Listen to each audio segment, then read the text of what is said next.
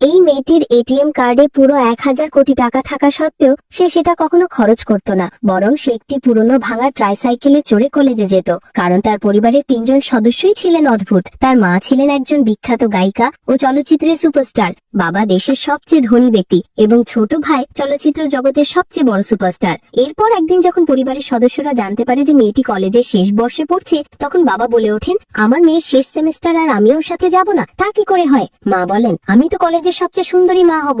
আর ভাই বলে, আমার দিদিকে কলেজে ছাড়ার জন্য সবচেয়ে বিলাসবহুল গাড়ির লাইন লাগিয়ে দিব। কিন্তু মেয়েটি খুব সাধারণ ও সাদাসিধে জীবনযাপন করতে চাইতো, তাই সে তার পরিবারকে মানা করে দেয় এবং বলে, যদি তোমরা আমার আসল পরিচয় কাউকে বলে দাও, আমি আর কখনো বাড়ি ফিরে আসবো না। এই কথা শুনে 3জনই চুপ হয়ে যায়, যেন বেলুন থেকে হাওয়া বেরিয়ে গেছে। এরপর মেয়েটি তার সেই পুরনো ট্রাইসাইকেলে চড়ে কলেজে পৌঁছায়, আর সেখানে 2জন ছাত্রী তাকে দেখে তার পোশাক ও ভাঙা সাইকেল নিয়ে হাসাহাসি করতে থাকে এবং তাকে গ্রাম্য খ্যাত বলে অপমান করে। কিন্তু মেয়েটি তাদের কথায় কান না দিয়ে এগিয়ে যায়। ঠিক তখনই একটি বিলাসবহুল গাড়ি থেকে এক ধনী ছাত্রী নেমে আসে, যাকে দেখে অন্য ছাত্রছাত্রীরা তার প্রশংসা করতে শুরু করে। একজন বলে ওঠে, তোমার চাল চলনই আলাদা। ধনী মেয়েটি উত্তরে বলে, আরে না, কলেজে আমার চেয়ে অনেক সুন্দরী মেয়ে আছে। এই কথা শেষ হতে না হতেই আরো একটি বিলাসবহুল গাড়ি এসে